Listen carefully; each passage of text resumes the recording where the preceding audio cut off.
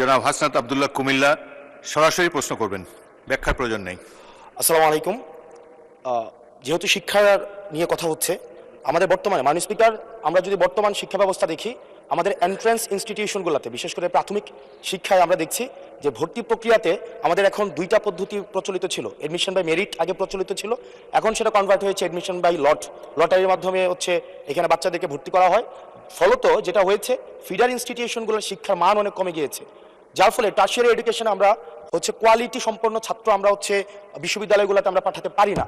এখন মাননীয় মন্ত্রী মহোদয়ের কাছে আমার প্রশ্ন থাকবে, এই যে প্রাইমারি স্কুলে বাচ্চাদেরকে ভর্তি করানোর ক্ষেত্রে আমরা কি ভর্তি প্রক্রিয়াটা আমরা পরিবর্তন করব কিনা, নাকি এই যে এডমিশন বাই লটারির মাধ্যমে আমরা নিব এবং মেরিটকে আমরা হচ্ছে সবসময় হচ্ছে দমায় রাখবো, নাম্বার ওয়ান। আর নাম্বার টু হচ্ছে, আমাদের বর্তমান শিক্ষা পদ্ধতিতে আমরা যদি দেখি, আমরা যারা পয়সা দিয়ে কিনতে পারে তারা হচ্ছে এখন ইংরেজি মাধ্যমটা কিনছে, যারা পয়সা দিয়ে ইংরেজি মাধ্যম কিনতে পারে না তারাই কেবল আপনি যেই শিক্ষা পদ্ধতি আমাদের জন্য জনজীবনের জন্য আপনি চালু করেছেন সেটা আমরা কিনছি, আর যারা সেটাও কিনতে পারে না তারা হচ্ছে মাদ্রাসা শিক্ষা পদ্ধতি কিনছে।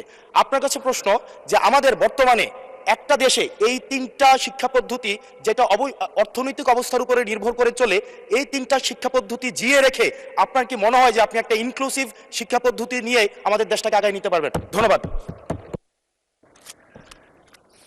মূল প্রশ্ন ছিল জাহাঙ্গীর হোসেনের, মাননীয় সদস্য, সারা দেশে প্রাথমিক ও গণশিক্ষার উন্নয়নে কোনো প্রকল্প গ্রহণ করা হইয়াছে কিনা, হইলে তাহা কি? এখন তো ইন জেনারেল আমরা ডিসকাশনে চলে গিয়েছি, তবুও মাননীয় মন্ত্রী আপনি ইচ্ছা করলে উত্তর দিতে পারেন। ধন্যবাদ মাননীয় স্পিকার, ধন্যবাদ মাননীয় সংসদ সদস্যকে। যদিও তিনি ব্যাপকভাবে প্রশ্ন করেছেন, আমরা আশা করি মহান সংসদে এই বিষয়গুলি আলোচনা হওয়ার প্রয়োজন রয়েছে এবং তিনি করছেন। মূলত আমাদের দেশে শিক্ষা ব্যবস্থার জন্য রুরাল অ্যান্ড আরবান এই দুইটি সেকশন রয়েছে।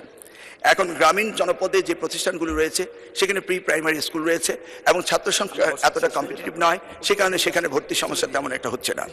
ঢাকা শহরগুলোতে আমাদের এই প্রাথমিক স্তরে ভর্তির একটি সমস্যা রয়েছে। এই জটিলতা নিরসনের জন্য বিগত সরকার লটারি সিস্টেম করেছিল, যেটা আদৌ আমার মনে হয় না যুক্তিসঙ্গত। তবে আগামী বছরে এই শিক্ষা ব্যবস্থা ভর্তি সিস্টেম কিভাবে করা হবে সেটা আনুষ্ঠানিকভাবে আমরা স্টেক হোল্ডারদের সাথে, অর্থাৎ অভিভাবকদের সাথে বিভিন্ন রকম সেমিনার সিম্পোজিয়াম করে মাননীয় সংসদ সদস্য সকলের অভিমত নিয়ে একটি জনমত সৃষ্টি করে আমরা আগামী 2027 জানুয়ারি ভর্তির বিষয়ে চিন্তা করব। তিনি আরেকটি বিষয় উপস্থাপন করেছেন, আমাদের 3 ডাইমেনশনাল যে শিক্ষা ব্যবস্থা রয়েছে সেটাকে সমন্বিত করা। ধর্ম অনুভূতিতে এফতেদায়ী রয়েছে, মাদ্রাসার মধ্যে রয়েছে, কওমিতে রয়েছে, ইংলিশ মিডিয়াম রয়েছে, বাংলা মিডিয়াম রয়েছে, সবগুলিকে সমন্বিত করা একটি জটিল ব্যাপার রয়েছে। তবু আমরা ইতিমধ্যে কমিটি করেছি ইংলিশ মিডিয়াম স্কুলগুলোকে সরকারের আওতায় এনে তাদেরকে কিভাবে আমাদের যুগোপযোগী শিক্ষা ব্যবস্থা বাংলাদেশের দেশের নিয়মকানুন মেনে করা যায় সেই বিষয়ে আমরা কাজ করছি। ইতিমধ্যে আমরা কমিটি গঠন করে তাদের সাথে যোগাযোগ করছি। দ্বিতীয়টি হলো এফতেদায়ী শিক্ষা ব্যবস্থা, সেটাকেও আমরা ইতিমধ্যেই আমরা সেই বিষয়ে ব্যাপক কাজ শুরু করেছি। আর কওমি শিক্ষা ব্যবস্থাকে কিভাবে অন্তর্ভুক্ত করা যায়, কারণ একটি দেশে বিভিন্ন শিক্ষা ব্যবস্থা না থেকে কিভাবে শিক্ষা ব্যবস্থা সমন্বিত করা যায় সেই ব্যাপারে সরকারের পক্ষ থেকে প্রচেষ্টা এবং উদ্যোগ আমরা নিচ্ছি। ইনশাল্লাহ আগামী দিনগুলোতে পর্যায়ক্রমে আপনারা দেখতে পাবেন। আপনাকে অশেষ ধন্যবাদ।